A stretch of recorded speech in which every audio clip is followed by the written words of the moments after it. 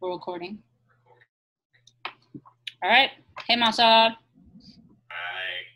How's it going, Sam? Good, fam. How are you? Good. Let's do this. Sweet. Okay, so we're back to doing, I think this is our third hard conversations. We've gone over community agreements in our first two hard conversations. We're going to maintain the same community agreements that we talked about before. And as things come up, we will, of course, add to what we see fit. Yeah? Okay, cool. So, previously, we've talked about intent versus impact. We talked about what are some of the things that we're willing to bring to the table. When we talked about what are some of the things that we're willing to bring to the table in terms of conversation and interruption of certain ideas and, you know, prejudice and discrimination, we brought up identities in that space, right? And so we're going to delve a little bit more into identity in this conversation so that in addition to any past exploration of our own identities that we've done with between us, we can talk further or revisit any of the conversations that we've had. But in order to kind of streamline the conversation a little bit, I would like to focus today on talking about race and ethnicity, right? And I think you and I have very different perspectives where race and ethnicity is concerned. Our races and ethnicities are different from each other. And I think oftentimes we find ourselves in certain unique positions in certain audiences, in certain conversations, so on and so forth. So let's go ahead and chat a little bit about that, right? And so start by, if you don't mind, would you self-identify, right? And then moving forward with that self-identification, talk about what your understanding of race and ethnicity is and what your first introduction to race and ethnicity was. Dang, okay. So how I self-identify, I feel like it's changed for sure over the years. So right now, I identify as a mixed POC, person of color, light skin, and I think that's something that in terms of race, for a while actually I was sort of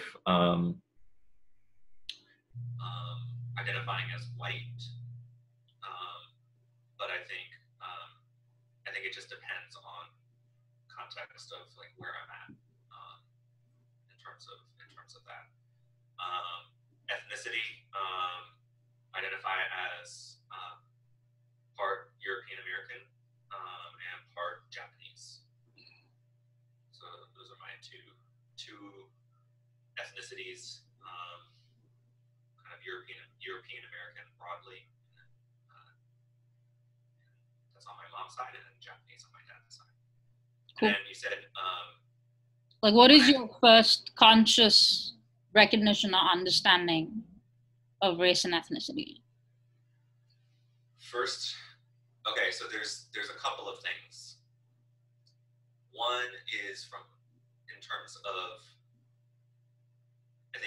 of race, I have a story, which is, this is not necessarily my own self-consciousness. Like, I personally don't remember this, but my mom told me this story. In Japan, she was part of there's a religion that we're a part of, and there would be this Tokyo International group that she would go to. So basically, it was all the people who were not Japanese would get together. So there was kind of like all the people who were following this religion, who were not Japanese, were all gathered into one space. And so I would meet folks from all around the world as a small child. And apparently one of my first major racial interactions was because Japan is very homogenous. Everyone is light-skinned. And so first time meeting somebody who's Black, apparently I asked this man why he is the color that he is. And my mother freaked out. Your mom's European American, right? My mom's European American. My mom was like, "What the heck?" Like, how old? But I don't know, I was like 3 or something like that. Dang. So, and then, but he like just kind of like talked to me apparently and was just like, no, no, no, da, da, da, da, and had like this whole conversation with this like, you know, little mixed kid, you know, and I was like, okay. So that was like the first time, based off of I think that was the first time that my mom observed that kind of an interaction, that where I was showing an awareness, consciousness of that. I think so, and I'm not sure in terms of from there, like my own sort of awareness after that, in terms of like that time period and like when I was younger. I feel like I've had different levels of awareness over time. So I don't know, like I feel like there's like the difference between like what is the absolute first time I became conscious of, you know, race and ethnicity versus like what are the different revelations that I've had over the years, and like what are the different times where I'm like, oh, I feel like I finally understand this, and then like 2 years later I'm like, oh, I didn't understand this, now I feel like I finally understand this. So it's like I think it's changed over time. But I think for ethnicity in particular, very early on in kindergarten, preschool, the awareness that I wasn't like the other kids, that was very, very early on, and was a huge part of my life growing up in Japan, was the idea that I wasn't fully Japanese, that I wasn't Japanese enough. So in terms of my ethnicity was lesser than or incomplete, because of the fact that I was mixed. So I remember, for example, saying like "itadakimasu" before like getting ready to eat food. So it's basically like "itadakimasu," like I'm about to receive this food, I'm about to eat. And then other kids telling me like, oh, you said it wrong, and like kind of bringing attention to like, and it's like, what do you mean I said it wrong? And they're like, you said this. And so it was kind of like gaslighting me in terms of like what I was saying. Like they were trying to convince me that I was not speaking the language correctly, or, you know, right, not understanding things because of the fact that I wasn't fully Japanese. So that was something that I think from from maybe like 4 years old on, I was pretty aware of how, in terms of ethnicity, I was different from the folks around me. A little bit about your racial journey. You didn't always identify as, did you always identify as POC? No. Would you be willing to share any of that with us? Yeah, so I think I've like gone through sort of cycles. So like I think coming to the States, initially I think I identified as like, I think very much also kind of because of the fact that like I think I conflated ethnicity and race a lot as well. And I think because of that, I strongly identified as Asian. When I first moved to the States, I was like I am not, I definitely saw myself as both ethnically, but then also like racially different from everyone else. And so I think that was definitely something that was early on when I moved to the States. As I grew up, and I think especially sort of like after I became, there's a lot of different things that I think kind of factored in. Like one, my parents split. And part of that, you know, being after a while being raised by my mom, who's white, kind of like thinking like at the end of the day, like in terms of culturally, in terms of sort of like what is my upbringing like? I'm like, oh, like I have a white mom, like I strongly identify with this person being my parent. And it's like both in terms of like my experience, and in terms of, I think thinking in terms of like white privilege too. Like that was something where I'm like, well, I have white privilege, definitely. And so it's kind of like it didn't make sense for me to identify as somebody who's, you know, as Asian or as a person of color, when I was like, clearly, like, I have a white mom, I have, you know, white privilege, like, my experience feels very like very much part of majority population, right? And so I think like that was something where I definitely started to identify more as like I'm white, like, let's be real. I think when that started to shift again was I think realizing in majority white spaces that I think I still felt very, very different. And in some cases, depending on the person and depending on the people, it would be something where even though I have white privilege, even though I'm, you know, like visually, you know, very light skinned, I'm still, there is kind of like still in some circles, like I'm not white enough. So I think those are the kinds of things where I was like, okay, like, I can start to kind of pick apart the nuance a little bit more of like, I have privilege as a result of my skin color. And at the same time, there is still this conception around race that's different depending on person to person to some degree, but make some distinction between like, you don't look like this group over here, so you're not actually part of this group. And I started to feel that for myself too, as I think I realized that even with, so there's kind of like, there's the privileges piece in terms of certain interactions, and then in other spaces, it's like, oh, like, I can still experience the world a little bit differently.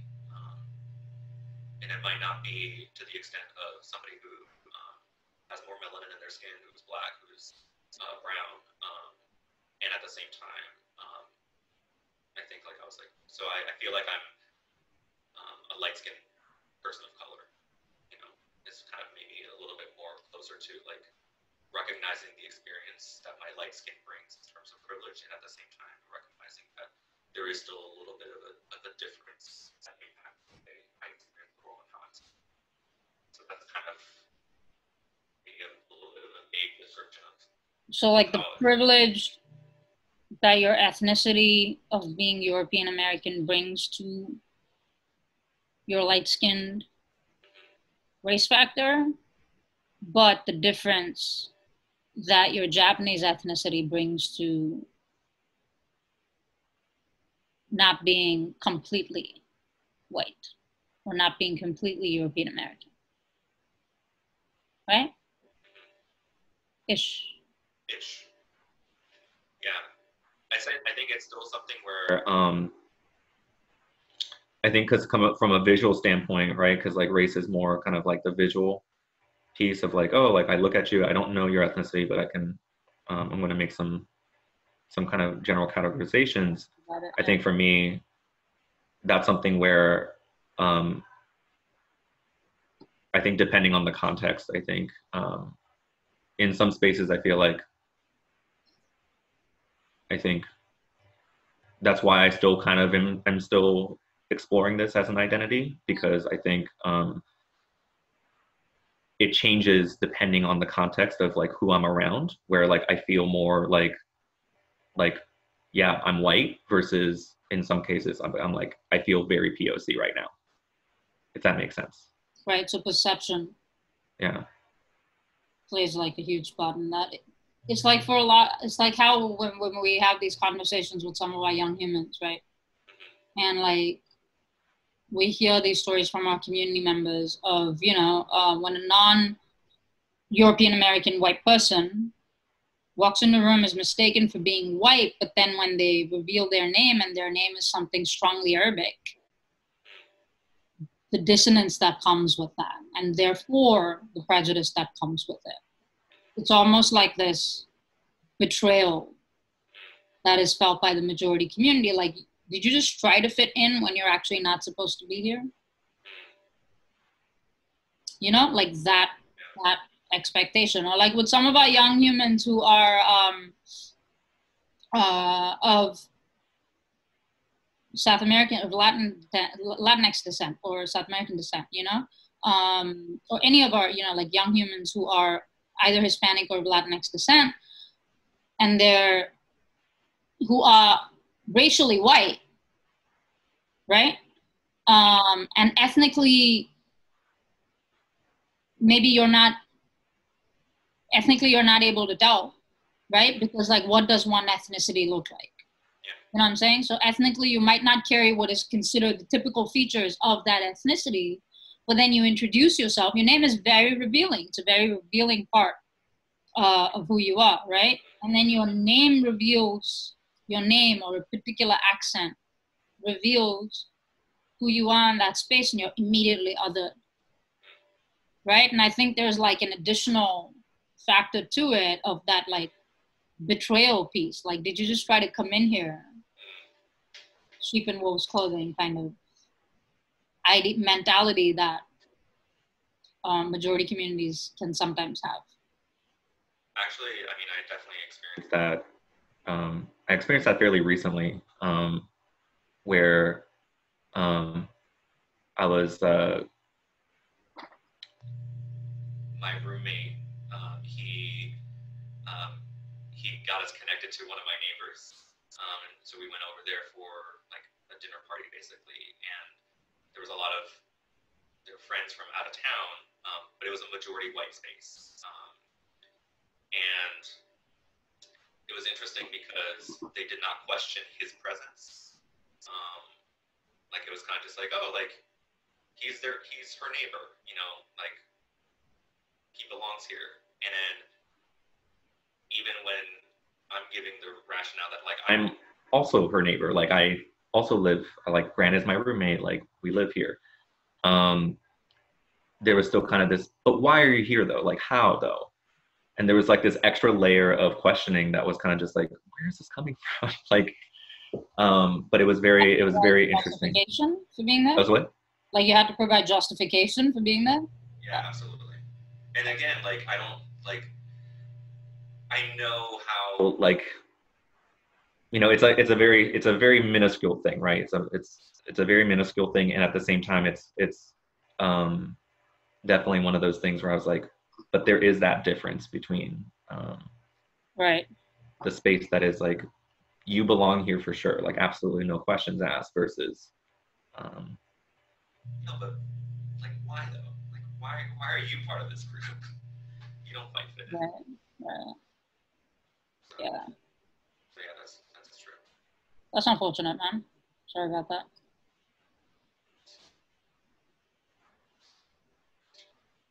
What's that? It happens, unfortunately.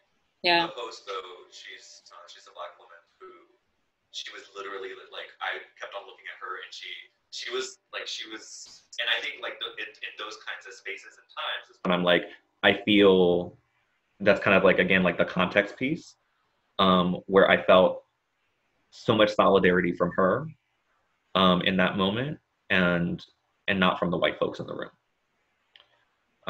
And so I think like that's something where I know that our experiences are absolutely different. Like, you know, as a Black woman, like she has experienced a level, you know, like, again, like I have so much light skin, you know, white privilege. And at the same time, in this majority white space, she's the only one who seemed to be able to understand in that space. Did you say she was the host? Yeah. That's amazing. It's like, she's in solidarity with you. She understands exactly why you should be there, being the host in her space, but everybody else thinks it's okay to question it. Yeah, it's some power. Yeah. So that's a little bit about my experience.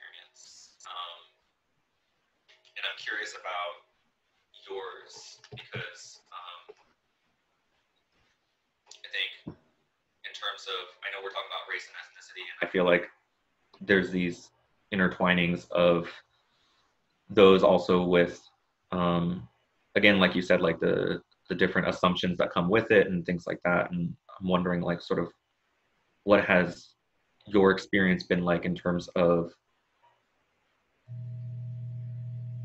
what does race and ethnicity and your awareness of race and ethnicity for you, has that been consistent throughout your life? Has it changed? Like, what does that look like for you? I mean, I've been in the US for 13 years now.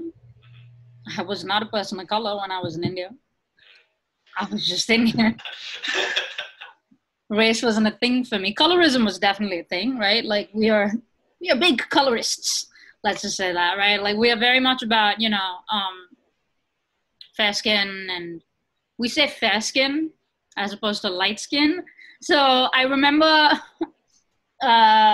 having a conversation with someone a while ago, and I asked them,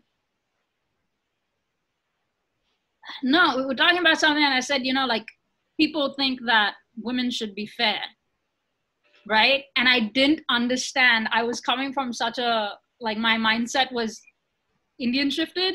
So I was coming from such an Indian mindset. I didn't understand that the person I was talking to thought I meant fair, like just, like reasonable. And I was talking about skin color, and that conversation like totally derailed. It went in a whole other different space altogether. Women should be fair, reasonable, right? Like that's what they thought. But no, we have this, there's this huge like color complex that we have, right? And I'm sure it's changing now. Again, like I don't want to speak from a now perspective. I want to speak from a when I was in India perspective, right? So there'd be so the first time when I went back to India after being in the US, this auntie, this friend of the family who we call friends of the family aunties and uncles, right? So this auntie saw me the first week that I was there, right? And she was like, oh my God, you look so nice, blah, blah, blah, whatever, full on like compliments and stuff. And then after that, also, Chennai, same heat, same sun, same heat, same latitude, same longitude. It just gets just as hot there as it does here. I think here I drive more, and there, I walk a lot more. You walk to go get an auto, you walk to go auto rickshaw, three-wheeler, or you walk to go get a cab, right? There's a lot more walking that takes place. I was doing a lot. I was on vacation, like I was hanging out with a lot of people, just doing a lot of stuff. I was working out outside when I was there, blah, blah, blah. 3 weeks. Last week that I'm there, she came inside and said, oh my God, why have you become so dark and black mean the same thing? Like people use it interchangeably. Why have you become so black? You were so nice and fair when you came here first. No, you go back to the US. That's the best place for you. Right? It's like, what? You know what I mean? But like at that point, because like now it doesn't matter to me. Now there are just so many racial constructs around it. I don't care about the actual physical beauty construct around color. Also I have the privilege of not caring about that because again, like my masculinity works in different ways for me, so on and so forth. We'll go into that at another point. But like even like growing up and stuff, it was always, like don't go out in the sun too much. You'll become dark. No one will want to marry you. Like there's a lot of grooming associated with color. So you'll see like some of our ads and stuff like that, which you might have heard of because I think they came out as case studies and stuff like that. But like Fair and Lovely is a fairness cream, and the ad that I remember that literally went with that was this girl at her friend's wedding, and this guy, whatever, walking past, blah, blah, blah. The groom is walking past, and everyone's like, he's so lucky because his his bride is so fair, is so light-skinned, right? And then like she looks in the mirror and she's like tan and stuff like that. And so she's like, nobody's ever gonna marry me kind of thing. She uses Fair and Lovely. Magically, her skin is then not tan anymore, and she's light-skinned, bleached, I'm assuming, right? Light-skinned. And suddenly like she's getting married and everyone's like, oh, lucky boy, because she's so light-skinned, and she's so thrilled by that. Like the level of happiness, like that is the standard for her level of happiness. Like that is the impression that you get from the ad, right? So like there's definitely like a lot of that, a lot of colorism in my culture. I know it's still there, right? This is how it manifested when I lived in India. And so there was a lot of that, but I was never a person of color. I was only like worried about my gender and sexuality then. I didn't really think about that much about my color in terms of how I was being treated, right? Now, when I look back, I can see the different layers of covert treatment, right? But not necessarily systemic treatment, which is also there, right? Interpersonally, I don't really engage those components because I was not thinking about it in that moment. So I'm sure it happened, but I was just not thinking about it in that moment. So I didn't recognize it. And now when I go back again, I don't have to engage those components of it just because of who I'm surrounded by and how my life is and the things that I care about and I don't care about. But then 2007, moved to the US, moved to Michigan State University, East Lansing. 2008, moved to Florida.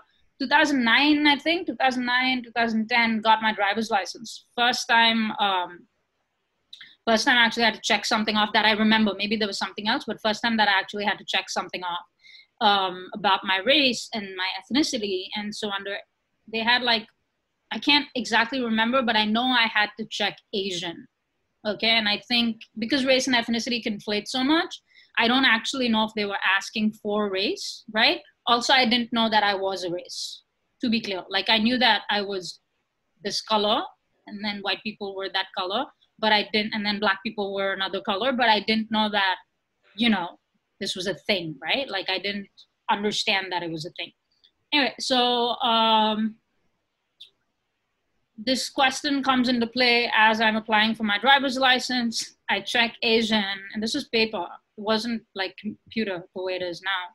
I check Asian, I give it back. She gives it back to me. She says, I think you got that wrong.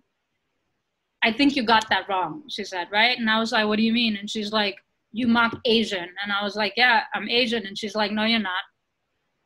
Okay. And I was like, ma'am, I'm Indian. India is in Asia. Therefore, I'm Asian. There was another thing, right? But I assumed they were asking what continent you were from.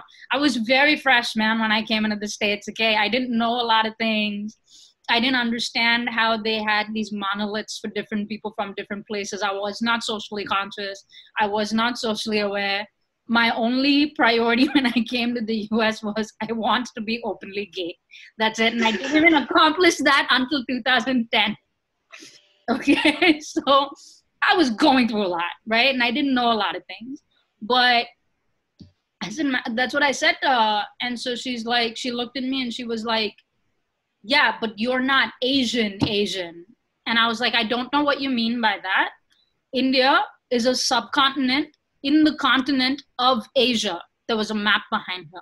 Okay. Now I realize how rude this was, but then I did not. And I was like, if you look behind you, you'll see it at the tail end over there. She looked at me, she gave me like this weird, it doesn't even show up on your driver's license, so I don't even know what the big deal is, right? She looked at me, she gave me this weird look and she said, okay. And then she did whatever she did. But like, that was my first like conscious understanding of these variants, you know? So like in India, I'd get asked to check off my religion and stuff like that, but never, are you Indian? You know, like what is your country of origin or what is your ethnicity? We never got asked any of that, right? And so that's like my first interaction, like large scale interaction with systemic interaction with ethnicity, if you will, you know? And then race, I don't know. I think people just started calling me a person of color, not even person of color, just like non-white, you know? So like just brown or whatever. I think slowly but surely I just picked up on context clues and figured, oh, so this is like a thing. Like now I am checkbox, you know? And then as I started applying for scholarships and stuff like that, you know, I started realizing, because they'd have you check off a lot of different things, right, in terms of your identity. And so I started realizing more and more. And then I think when I came into women's and gender studies and started doing that program, that's when I was like, oh, okay, this makes so much more sense to me now. I get it. Social constructs of race. This is not like a thing that you're born with. Dang, sexuality might not also be a thing that I was born with. You know, like just a lot of things like it became clearer for me. And then I started exploring my own identity slowly but surely. Started realizing a lot of different things. You know, at one point in time, you know, like because race and ethnicity was so overlapping with each other, there's so much clash almost, right? I started getting sick and tired of people calling me a person of color because I was like, that's also a monolith. I do not want to be known like that. I'm Indian. I'm Indian, you know, and you don't necessarily recognize light-skinned Indians as white. So I think if you know me as Indian, that's enough. I don't need to be POC for you to recognize. Well, like you should know where I'm from. I don't want you to think I'm not, I say this because of cultural background, but I'm not offended to be thought of as Pakistani or Afghani or Bangladeshi or Sri Lankan or any of the above, right? But at the same time, it's almost like it gives others a pass to not have to know that I'm not Bangladeshi, I'm not Afghani, I'm not Pakistani, I'm not Sri Lankan or any of the above. I'm Indian. You know, so I think there's just a lot of, yeah, so coming to the US was a huge revelation in identity for me, in racial and ethnic identity.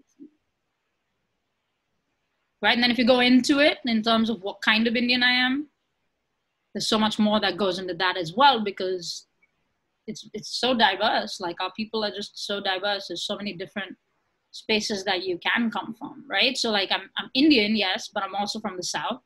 My mom's side of the family is Malayali, but I was born and raised in Tamil Nadu. So I consider myself a hybrid between being Malayali and Tamilian, you know, because I lived there for so long. So there's an affinity toward both Tamil and being Tamilian. Even though by birth I'm not. Right? And then like I speak the so-called then was the national language, speak the state language, I speak my mom's native language, you know, so there's just all of this, just a lot of overlap with who you are also, like it makes you who you are on so many levels. So, yeah. Yeah, but I think like the biggest understanding of race that I've had, or revelation of race that I've had, is recognizing racism from anti-Black racism and how significantly more profoundly anti-Black racism is perpetuated not just by white majority communities, but also by other communities, you know? That anti-Blackness is something that so many communities that are even minorities share toward the Black community, that they don't necessarily share, that adversity, that averseness, they don't necessarily share toward each other. You know? Yeah. And I think that is like my most profound takeaway of race. It has helped me recognize my own racial privilege. It has helped me recognize my own ethnic privilege, even within the tokenization of my ethnicity. Yeah, that's where. Sorry, was that a lot? Was that too much? No, and I think that's like the piece with race of like I like that distinction of like racism versus anti-Black racism, that like there can be multiple different kinds of racism, and there is definitely, because I think thinking about, again, outside of the United States, you know, in Japan, for example, and I'm going to use Japan as an example just because that's what I know. Mm-hmm. But like there's, it's kind of like very ethnically homogenous, right? And so it's like there's Japanese people and then everybody else. But then at the same time, there is sort of like, there is words for white people and Black people. So there's Hakujin and Kokujin. But there's like definitely like racial stereotypes and attitudes about different groups of people, but like that anti-Blackness is definitely like deeply embedded. And at the same time is also like, in terms of like imagery and things like that too, like I feel like post-war Japan, like a lot of that also is reinforced by anti-Black racism that was brought over from the States. So like there's definitely like that was brought over from the States, you said? Yeah, so like in particular, like there's like what's interesting is like there's racialized depictions that are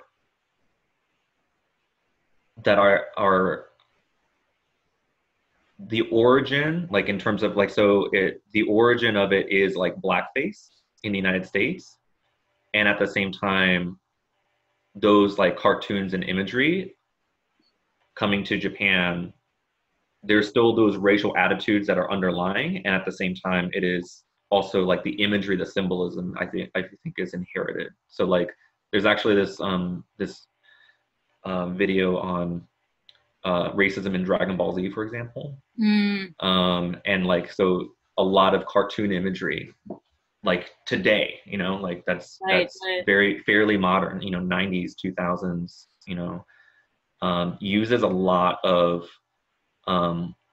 old, like early 20th century US centric depictions of Black folks. Right. And at the same time, I feel like that is something that even if the specific meanings aren't brought over, it's still, I feel like it's still incorporated into the racialized, the racialization and like the anti-Black racism that exists in particular. I feel like there's, I don't know, it just seems there's a different attitude. So historically though, would colonialism not have had anything to do with that attitude toward Black humans? So do you think? Tell me more. So like with Indian colonialism, right? I think like there's definitely a lot of different traces of where there's not like a singular source from which our anti-Blackness comes, but at the same time, I feel like while India was colonized, we were never made slaves. You know, we were never forced into chattel slavery, right? And so I think there's this attitude that, oh, then we were better than those humans who were forced into slavery in countries in Africa. You know, and you had a lot of Indians also who were in countries in Africa, who resided in Africa during that time. And they were certainly treated as second-class and third-class citizens, nowhere as badly as Black humans in African countries. You know what I mean? Like you could still work, you could still you could still acquire a degree, you could still do things that African humans were 100% not even allowed, not even remotely allowed to do. Were there hardcore restrictions? Of course, right? But not in the same way. Like my granddad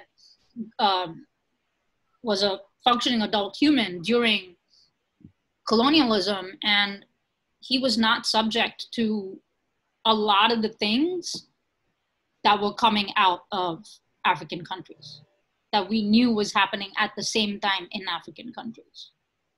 You know, we were treated with a lot more respect. We were treated with a lot more, I mean, obviously we were treated with a lot more respect if it means we were not like made slaves, you know, we were not chained like that and treated as less than human, right? So I think like perhaps that, and all of this is speculation because we are talking about historical context. We're also talking about like, we're making highly well-educated guesses in terms of how, where these things come from, right? We posit we posit high possibilities by structuring different historical events around these things, right? Around these behaviors. So I think like a huge part of where our anti-Blackness comes from is this idea of, well, they didn't do that to us because we were better than you. You know? Yeah. And actually, I feel like, and this kind of comes back to, kind of going back to the conversation I was telling you about, like the first time of like conversations with my father and things like that. It's like, this is where that sort of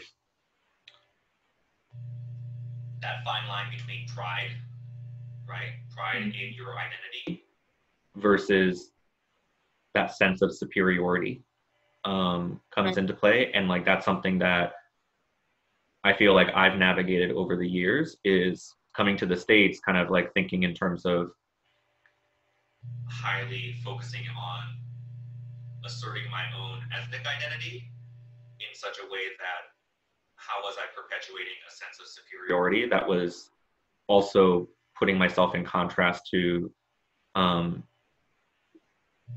folks in terms of perpetuating anti-Black racism, perpetuating my own ethnocentrism. And that's something that I continue to kind of struggle with in terms of like, how do I find that balance in terms of the, you know, pride versus arrogance, and, you know, checking kind of that sense of, you know, that fine line. There is that fine line there. And that's why sometimes I also feel that sometimes with my dad too, of like, you know, when you say like, Japan is the only country that does this, and it's like, are you sure about that? Like, where is that coming from? Like, what is this assertion, and how is that coming from a place of, no, this is just a true statement that, you know, oh, I've done all this research, or, and like, this is something I know to be true, or is this coming from a place of that sense of superiority? Yeah. And that's something that, I don't know, I think I continue to struggle with, in the sense of how do I navigate that for myself as well, you know? Right. Yeah. I think there is a huge difference in being proud of just, so you know, 3-minute warning. Okay, we're going to try and limit our conversations to 45 minutes because we want, you know, humans to be able to join us in this space. But I think there is a difference between, like, I can certainly be, like, I love my country and I love my culture, you know this. Huge part of why I haven't applied for citizenship yet, right, is because I don't want to give up my citizenship. Not saying that won't change in the future. I'm just saying for now, that's where it is. But like, I think there is a huge difference in saying, you know, Indians, we have a 3,000-year history. We've done this, we've done that, we've been through this, we've been through that. This is our history. This is what we look like, right? As opposed to Indians, we have a 3,000-year history. You, on the other hand, I don't think there's a necessity to be proud. I don't think being proud of something requires having to demean or be condescending to something else. You know? Yeah. No, for sure. Yeah, I think definitely that whole, the understanding perpetuation of anti-Blackness across so many cultures, it both baffled me and then it made perfect sense at the same time, right? Like, once I was able to research the historical background of it, I was like, yep, this tracks.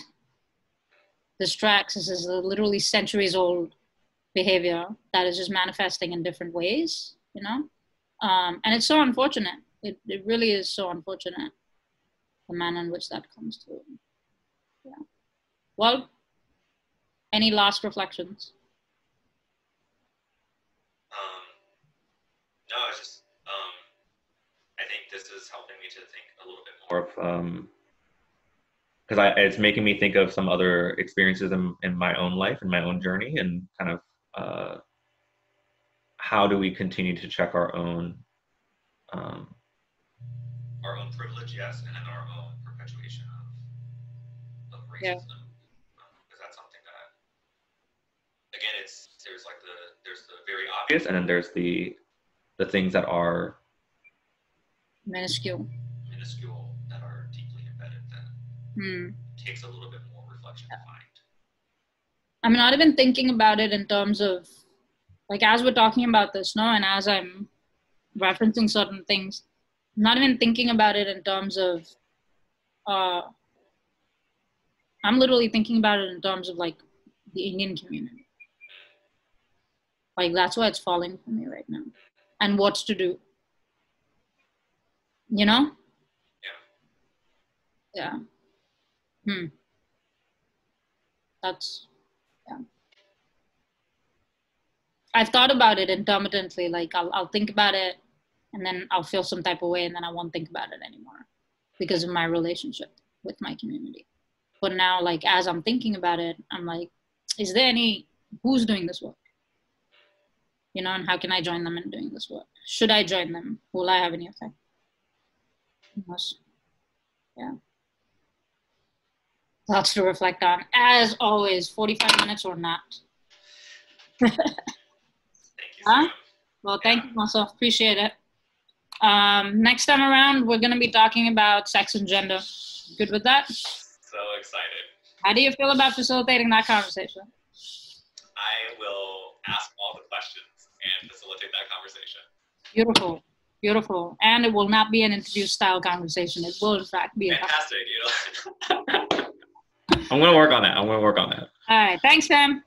Thank you. As always, appreciate you. You don't have to say it back, but I love you. Thank you.